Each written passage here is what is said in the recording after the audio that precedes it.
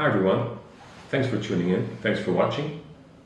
Our presentation today is titled Counter-Urban Sensibilities for the Hinterland.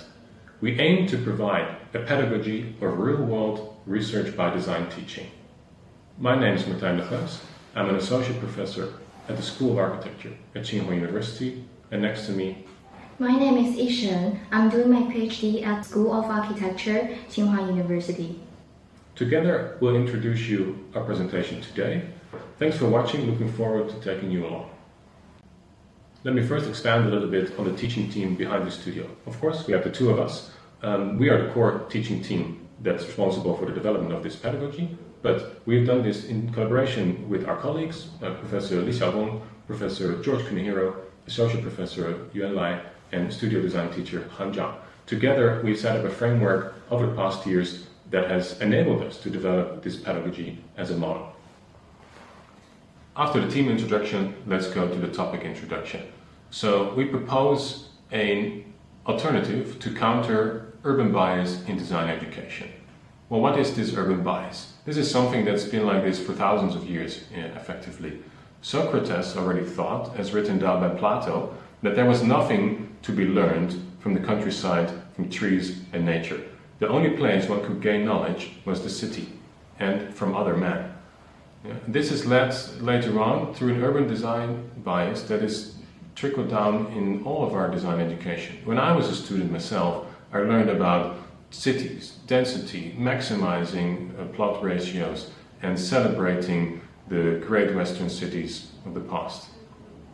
This has led to an attitude where students think that we must develop, we must expand and connect, and altogether we must urbanize. This is quite strange, because does every village really need a museum? Is every place around the world suitable to be urbanized? And most importantly, is this necessary? In fact, the urbanized areas only form 2% of our global territory. That means that 98% is not understood, is not known, and is certainly not well researched. What lies beyond these cities? What is there? These are territories full of resources, full of people, full of life, and full of opportunities. But the question is, our current attitudes of developing, expanding, connecting, and urbanizing, does that provide a satisfactory solution for the type of scenario that we imagine there and for the type of challenges that people are facing in those regions? And I would argue that it doesn't. And together with me in the past decade, there have been several architects that either have completely shifted their stance on the importance of urbanizing, like Graham Koolhaas, for instance, who's been more interested in the countryside recently, and altogether had sparked a so-called non-urban turn. Architects from all over the world, from the Western countries to the global South, from China to South America, have been interested in exploring non-urban approaches. For us here, that has led to the establishment of a so-called Hinterland science. It's the idea that we need to develop particular theories and particular approaches for territories that are not urban. This hinterland in Chinese translates as Fudi. It is an area that is so-called abdomen country, an area that is hidden, unknown, not well explored, but extremely important for the total function of your overall body. The same goes with this hinterland. Topics that are found in this region are often not the same as those in urban territories. So these could be topics regarding socio-cultural dynamics. There could be topics about economic interdependencies of local resources, or, and in most cases, a lot of topics related to the ecological integration and effects of climate change. What's interesting is that in addition to this theoretical framework, the hinterland is also very much a situation in which architects and designers can intervene and connect through practice. We can really make a difference. And let's look at some of those images and places through this short video. These are images shot during our explorations in these hinterland areas over the past few years. They include villages of different cultures, they include impressive landscapes, They include local village streets. Altogether, this is a clear problem. Yeah? So this is a problem which is all throughout design education. There is a predominant design education toolbox which prioritizes urban scenarios, both in function and topologies, both in design methods and tools, in design considerations, and regarding the learning modes. So what can we do about that? How can we improve students' missing approaches for these areas? That's been the main question. Altogether, that has led us to develop a model for a counter-urban pedagogy. Let's see what that means. First of all, it relates to a pedagogical shift from urban bias to hinterland engagement, from this kind of critical distance to a more situated intelligence, and also importantly, from kind of passive observation to a digitally enabled co-sensing. Let's break them apart in the separate topics. So first of all, what does this mean? Well, how can we go from urban bias to hinterland engagement? How can we imagine a pedagogical shift which changes our understanding of these areas from a kind of anonymous city life to rural community engagement? The idea of the relation of the designer to the communities that they design for is central in understanding the need to shift this approach. The same goes for this kind of situated intelligence. We have so long and for so often relied on the remote operations, the remote understanding, the remote analysis to understand situations. But you know what? Having your foot on the ground can make a big difference. And by bringing the students and by bringing the educators to the local areas, we can really situate this intelligence in the local context. This is the same for the so-called passive observation. Modern digital tools enable us to combine top-down observation techniques like GIS mapping with bottom-up approaches of digital co-sensing. We can understand the local sentiment through social media analysis. We can understand the distribution of local functions through activity heat mapping. The method we want to apply for this pedagogical shift is real-world research by design teaching. The field of research by design is a long-established field, and of course it concerns the architectural design process as a pathway through which new insights, knowledges, practices or products come into being. And we like to take it one step further. So if we would say that research by design uses design as a method to generate knowledge, research by design teaching uses the act of teaching design as a method to generate both learning and knowledge.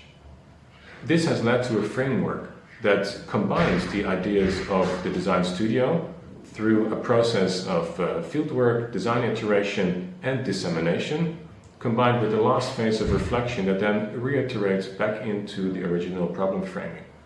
We'll break down this framework over the course of the next chapter. So within the overall framework of the Hinterland science, we selected an appropriate topic that we could use as a base for these design studios.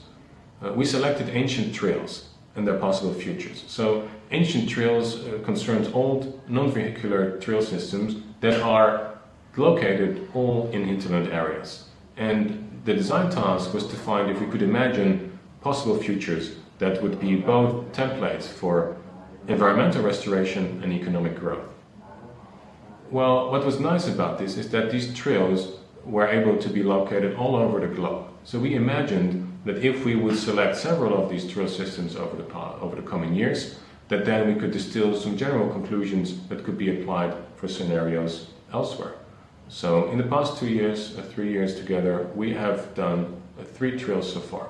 The Kumano-Kodo in Japan, the Tea-Horse Trail in China, and the Royal Inca Road in Peru. Now what's interesting is that they have some similar characteristics, but different implementations. So some of them are spiritual or trade or political based, but they all have a pattern of settlements. They're all located in hinterland areas and they all are non-urban. So we developed a framework of global studios. That means our students from China were able to engage and visit these trails all over the world. I will let Yi explain more about how we went about that. Thank you, Martin. Now we will show you how these 4 studios across 3 trails and spanning 2 years test our counter-urban pedagogy in real context. Building upon this basic structure, we expanded both partnership and multidisciplinary integration.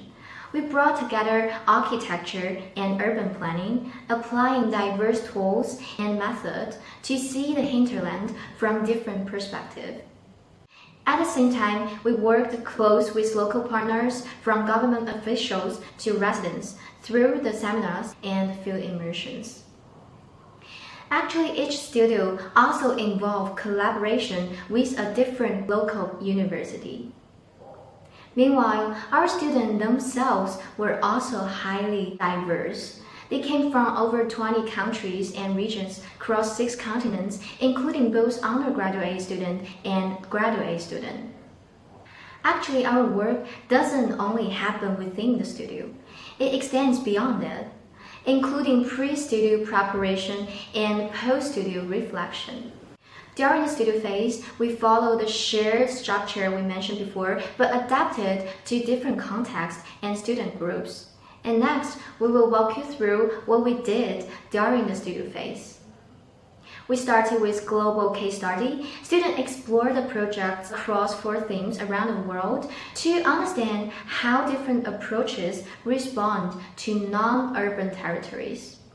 We also had joint seminars with scholars and government representatives, helping students understand the specific challenge and exchange perspectives with researchers and local experts.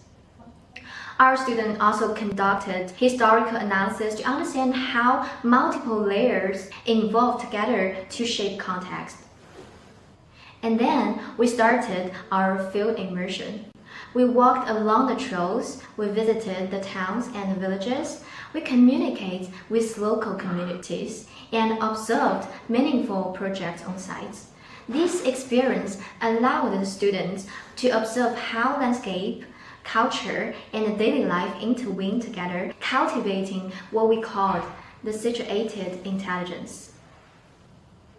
Back from the field, students translate their observation into analytical maps, showing multiple layer relationships among territorial, social, and spatial systems. Students analyze social media data to identify which topics are most discussed online. And they also used point of interest and activity heat mapping to visualize the patterns of tourism, mobility, and daily use within the communities, cultivating a process of co-sensing that bridge their embodied experience with digital tools. Then, we moved into the stage of rural planning. We selected several representative towns and villages. Each of them has a unique relationship with the trail. Our students worked in group to propose strategies responding to the issue that identify from their analysis, field immersion, and mappings. Each group conducted the further analysis for specific towns and villages. As for the rural planning proposal, for example, in Xizhou town, students focused on the issue of tourism-driven rural sprawl and the loss of farmland. Their proposal redefined the edge of settlements, aiming for sustainable coexistence between agriculture, heritage, and community lives. The final step, with design iteration, moved to what we called acupuncture, which focused on small-scale architectural intervention. The sites were chosen through the bottom-up process that linked their analysis, fieldwork, and rural planning concepts. We will show you some examples next. For instance, along Kapanian, the Archaeological Visitor Center in Huanucopamba reinterprets the Inca spatial sequence, transforming the fragmented ruin into clear landscape, seeing heritage as a living system. Shaxi Commons is a multifunctional community hub that serves both locals and tourists, providing markets, educational space, and also public facilities that strengthen everyday interaction along the ancient hills road. In Shui Village, this project named Tea Lounge, which is an adaptive reuse that transforms a tea factory into a cultural, ecological hub, bringing it back to life as a community hub. Along the Kumanakodo, this project turned an abandoned rural school into nature and a spirit center, blending nature education with the pilgrimage. Great, thanks E, that was great. Let's go to the next chapter, which talks about synthesis. So, how did we reflect, review and disseminate some of the conclusions from these several design studios? So it's actually the last step in the field, in the process that we've set up. So it's about inducting some of the knowledge that was coming from the research by design teaching. It's also about disseminating some of this knowledge to other scholars around the world and reflect them back into the process for next studios. So how did we go about that? First of all, through our empirical observations and just looking back at the photos we took and the sites we visited, we found that these trails in these areas all over the world had very similar characteristics. So we can see some images here, and it's hard to distinguish which image was taken in which country. Yeah. That led us to think that maybe we could use a kind of keyword analysis to see if there was recurring themes in all these projects from these different students over the past years, and if we could use those keywords to maybe distill some thematics. And yeah, that's what we did. So we assigned several keywords based upon the project description and the analysis of the student works. And we found that there were 4 dominant themes that emerged from these works. The first one was community. So these are projects related to community activities. Second one was landscape, speaks for itself. The idea of regeneration, whether this was structures or communities. And the application and the research into materials. And in fact, most of the time, local materials. Crafts and techniques.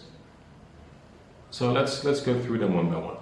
Community is related to the fact that in these areas, in these non-urban territories, community is often a strong driver for presence in these hinterland areas. So a lot of the students deeply connected with the local community, their social fabric and their practices, like here in Peru, at the bottom in China. Then landscapes. It was incredible to find that some of the landscapes in these places were strikingly similar. It was often not easy to see which ones were in China or in Peru or Japan. So the project that dealt with landscape traced the living relationship between landscape and human occupation. And they traced how local ecologies, agriculture and trail infrastructure are interwoven and used that as a base for their design interventions. Regeneration was a topic that came back more often than we had anticipated, and it concerned both the regeneration of dilapidated structures, like the ones displayed here in Japan or Peru, but also the regeneration of lost trails, of shrinking villages, or other type of community affairs. It created projects that were both a repository of memory, potential, and material resourcefulness. Which leads to the last theme, materials.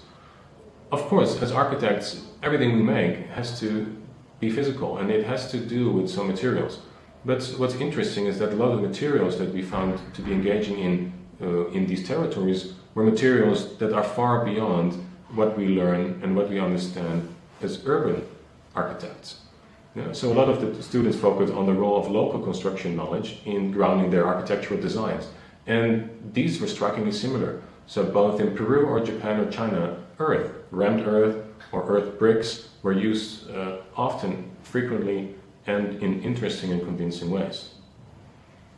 After that, we were able to disseminate some of those findings. So we did that through exhibitions, by hosting seminars, and of course through publications. Some of the exhibitions were also used to create a dialogue with other practitioners or scholars in the school itself, and of course also to compare the works of different years and different students with one another. We used a similar outline, physical models, drawings and videos to engage visitors in this environment. So these are some of the images from different exhibitions in different years of the past. The seminars that we engaged were working in 2 ways. So some of the seminars were done throughout the studio, So that meant we would have seminars with local stakeholders or scholars from some of the participating universities, and others would be done at the end in the dissemination process to reflect back on what the students had worked on, what their findings were, and how we could maybe even suggest some manuals or strategies for local communities to engage with these topics going forward. Altogether, over the past few years, we've been able to build up a global alliance. This is an alliance that not only connects and resonates through the topics we're interested in, but also in the approach. And what we found is that in several key hubs around the world, there are scholars that not only support, but actively engage with this different type of pedagogy.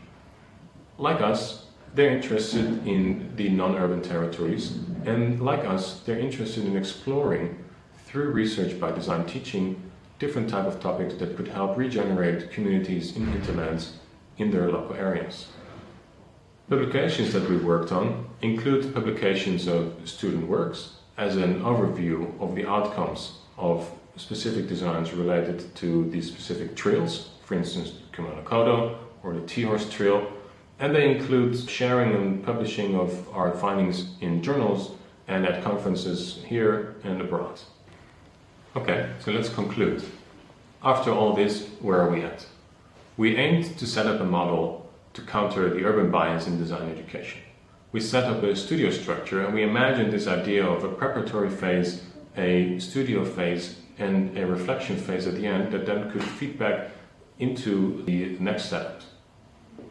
I think we've been able to do that. So over the past years, we've analyzed the same topic in various locations with various students in various settings, and they have been able to curate and disseminate some generalized themes based upon the works that the students have provided. So I think in general the setup worked to help us arrive at some useful content. Now the question is, has that approach and the findings from that also been able to give us an alternative in terms of a larger pedagogical model? Yeah? Were we able to go and change the predominant design education toolbox from urban to something else? Well, first of all, the student toolbox that we have been able to identify from the works and from the experiences in these past studios was indeed totally different from the ones that we've been used to. So if we look at functions and topologies that students used in research in their design projects, they were about community centers, local workshops, markets, vernacular housing, collective spaces, and agricultural infrastructure, not about museums or towers, etc. And that created a learning mode that was much more immersive, much more based upon direct observation, more situated and contextualized. Altogether, that has led to a process that was not about urbanization, but was about hinterland revitalization. So concluding with that, we find that the counter-urban pedagogy reframes design education as a field-based iterative process where research, reflection and design converge to generate both learning and knowledge. By exploring trails as field laboratories, our research by design teaching approach aims to cultivate adaptability, empathy and innovation, which are the foundations of a truly global and grounded architectural sensibility. That wraps up the presentation today. Thanks so much for watching. Very much looking forward to hearing your comments. Hope we can meet in person in the future. Thank you. Thank you. See you around.